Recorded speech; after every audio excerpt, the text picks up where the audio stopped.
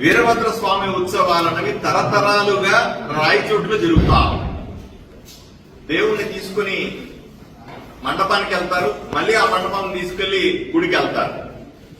ఈ దారిలో తానా సర్కిల్ అనే దగ్గర ఒక మసీదు ఉంది. దేవుణ్ణి ఊరేగింపుగా హిందువులందరూ, ఆ ఊర్లో ఉన్న అందరూ కూడా, దాంట్లో ఏం కులాలు ఏమి లేవు, పార్టీలు ఏమి లేవు, ఊర్లో ఉన్నటువంటి హిందువులందరూ కూడా భక్తి శ్రద్ధలతో చేసుకునేటువంటి వీరభద్ర స్వామి పేర్వాట ఉత్సవాలలో ఊరేగింపుగా వెళ్తా ఉన్నారు. మసీద్ దగ్గరకు వస్తే ఏదైతే సాంప్రదాయమైన మోగించేటువంటి డోలు, సన్నాయి లాంటివన్నీ కూడా ఆపేసి మీరు ముందుకు పోవాలా అనే విషయంలో మొదలైన గొడవ చిలికి చిలికి గాలివానే. పోలీసు వాళ్ళు ఇంటర్ఫీర్ అయినారు. పోలీసు వాళ్ళ తర్వాత సద్దుమణిగిన తర్వాత ఇష్యూ అంతా వాళ్ళు ప్రకటన కూడా చేశారు. ఇరు వర్గాల మీద లాఠీ చార్జ్ చేశాం, అంతా ప్రశాంతంగా ఉంది అని అన్నారు. అక్కడ పోలీసు వాళ్ళు చెప్పింది ఏమిటంటే రాళ్లు రువ్వారు, మనుషులు కొట్టుకున్నారు, దాడి జరిగింది, ఇవన్నీ చెప్పారు. కానీ తర్వాత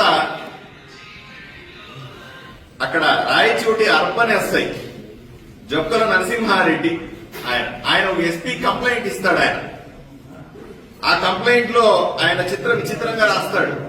ఆయన చెప్పేది ఏమిటంటే, ఆ రోజు ఇన్సిడెంట్ జరిగిన రోజు పోలీస్ అధికారుల చుట్టూ ఆర్ఎస్ఎస్, విహెచ్పి వంటి సంస్థలకు చెందిన కుర్రవాళ్లు మాట వినకుండా ఉద్రేకంగా మత విద్వేషాలు రెచ్చగొట్టే విధంగా అరుస్తుండడం గమనించాను అని రాస్తాడు ఆయన. జై శ్రీరామ్ అన్నారు. దాంతో ముస్లింస్ అందరూ కూడా ఆవేశంతో కట్టులు తెచ్చుకున్నారని రాస్తాడు. నేను సూటిగా ప్రశ్నిస్తా ఉన్నా, అసలు ఈ కంప్లైంట్ రాసినటువంటి ఎస్ఐ నరసింహారెడ్డికి అసలు ఆర్ఎస్ఎస్ అంటే ఏమిటో తెలుసా, విహెచ్పి అంటే ఏమిటో తెలుసా అని సూటిగా ప్రశ్నిస్తా ఉన్నా. దేశంలోనే అత్యంత పేరున్నటువంటి, దేశభక్తి ఉన్నటువంటి, ఈ దేశం కోసం, ధర్మం కోసం పనిచేసేటువంటి ఆర్ఎస్ఎస్ దాని అనుబంధ సంస్థల గురించి ఇంత చులకనగా కంప్లైంట్ చేసేటువంటి స్థాయి ఈ ఎస్ఐకి ఉందా అని అడుగుతా ఉన్నా సూటిగా. అలాగే ఆయన చెప్తాడు, జై శ్రీరామ్ అన్నారు. ఏమయ్యా, ఈ దేశంలో జై శ్రీరామ్ అనడం నేరమా? నేను 100 సార్లు అంటాను, నా మీద కేసు పెట్టండి. జై శ్రీరామ్ అనడాన్ని పోలీసుల దగ్గర నుంచి పర్మిషన్ తీసుకోవాలా అని సూటిగా ప్రశ్నిస్తా ఉన్నా. ఆయన అంతటితో ఆగలే. ఆయన కంప్లైంట్ లో రాసుకుపోతాడు, నేను ఎంత వారించడానికి ప్రయత్నం చేసినా నన్ను తోసేసి కింద పడేసి నా గొంతు మీద కాళ్లు పెట్టి తొక్కి చంపడానికి ప్రయత్నించి నీ అంత చూస్తామని బెదిరించాడు. ఏదైనా సాధ్యమా ఇది? ఓ పోలీసు ఎస్ఐని కాలు కిందేసి తొక్కి మెడ మీద కాలు పెట్టి ఆ రకంగా నేను చంపేస్తామనే పరిస్థితిలో ఆంధ్రప్రదేశ్ లో ఎవరైనా సరే వ్యవహరిస్తున్నారా ఈ రోజు? సూటిగా అడుగుతున్నా. అవన్నీ కల్పితాలు. ఎవరిని సంతృప్తి పరచడానికి ఇవన్నీ చేస్తున్నారు అని పోలీసులు ప్రశ్నిస్తా ఉన్నాను. నేను నేరుగా పోలీసుల్ని గాని, హోంమంత్రి గారిని గాని ప్రశ్నిస్తా ఉన్నా. తరతరాలుగా ఈ పేర్వాట ఉత్సవాన్ని నిర్వహిస్తున్నారు కదా, దీనికి రక్షణ కల్పించడానికి ఎందుకు మీరు విఫలమయ్యారు? సజావుగా ఉత్సవాన్ని జరిపించుకోవడానికి ఎందుకు రక్షణ కల్పించలేకపోయినారు? ఘర్షణకు దారి తీయాల్సిన పరిస్థితుల్ని ఎందుకు వక్రీకరించి చెప్తా ఉన్నారు? ఎందుకు హిందువుల మీద నిందలేసే ప్రయత్నం చేస్తా ఉన్నారు? తమ తప్పు కప్పించుకోవడానికి మీరు రక్షణ కల్పించలేక ఉత్సవానికి మీరు చేసిన తప్పుకి దాచిపెట్టి ఆ తప్పుల్ని కప్పిపుచ్చుకోవడానికి హిందూ ధార్మిక సంస్థలు, మా మాతృ సంస్థలైనటువంటి ఆర్ఎస్ఎస్, విహెచ్పి, దాని అనుబంధ సంస్థల మీద ఆ విధంగా నోరు పారేసుకునేటువంటి అర్హత మీకుందా? హిందూ సంస్థల పేర్లు పెట్టారు ఇక్కడ, బానే ఉంది. ఇది అన్యాయం, ఇది తీవ్రంగా ఖండిస్తాం. మరి ముస్లిం మత సంస్థలు కూడా చాలా ఉన్నాయి.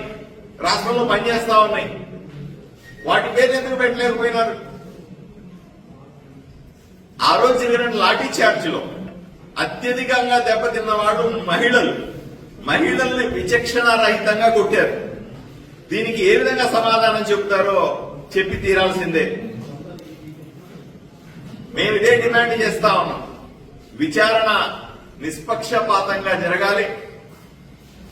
తేడా వస్తే రాష్ట్ర వ్యాప్త ఉద్యమాన్ని పిలుపునిస్తాం.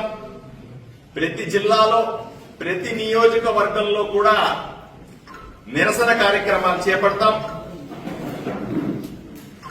ఎవరైనా సరే ఆర్ఎస్ఎస్ ని గాని విహెచ్పిని గాని అనుబంధ సంస్థల్ని గాని నోరెత్తి మాట్లాడినా, చులకనగా మాట్లాడినా, అనవసరంగా వివాదాల్లోకి లాగినా ఊరుకునేది లేదని నేను తీవ్రంగా హెచ్చరిస్తా ఉన్నాను. పోలీసులకి అక్కడ ఎస్పీ గారికి కూడా చెప్తా, మీ ఎస్ఐ గారు ఒక రకమైన కంప్లైంట్ ఇస్తాడు మీ దగ్గర. మీరు మీడియాలోకి వచ్చి ముస్లింస్ అందరూ గొడవ చేశారు, సందుల్లోకి వెళ్లి అక్కడి నుంచి రాళ్లు ఊపారు, మా మీద గొడవ చేశారు అంటారు. మీరు ఇచ్చినటువంటి స్పీచ్ లో, మీరు మీడియాకి ఇచ్చినటువంటి సమావేశంలో హిందువులు రాళ్లు వేసినట్టు గాని, హిందువులు గొడవ చేసినట్టు గాని, దౌర్జన్యం చేసినట్టు గాని ఎక్కడా లేదు. మరి ఎందుకు ఈ విధంగా మీరు ఒక రకంగా, మీ ఎస్ఐ ఒక రకంగా మాట్లాడుతున్నాడు? మీరు సమాధానం చెప్పాలా.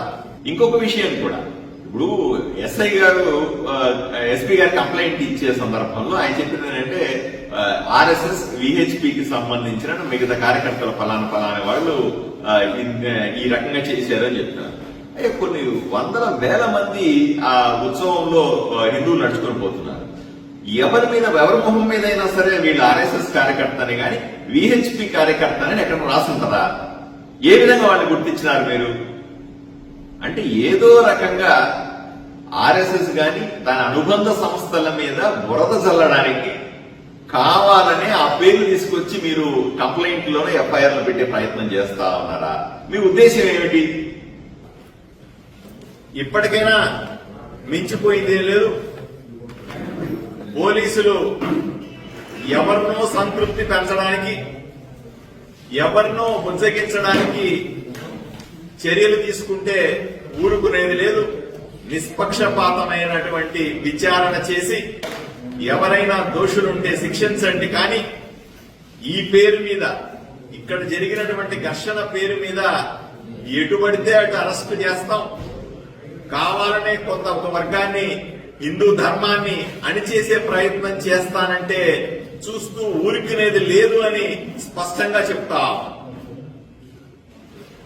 అవసరమైతే మేమంతా కూడా అక్కడికి వెళ్లి నిజ నిర్ధారణ చేస్తాం, జరిగిన విషయాలను తెలుసుకుంటాం, ప్రభుత్వాన్ని నుంచి అవసరమైనటువంటి సమాచారాన్ని కోరుతాం.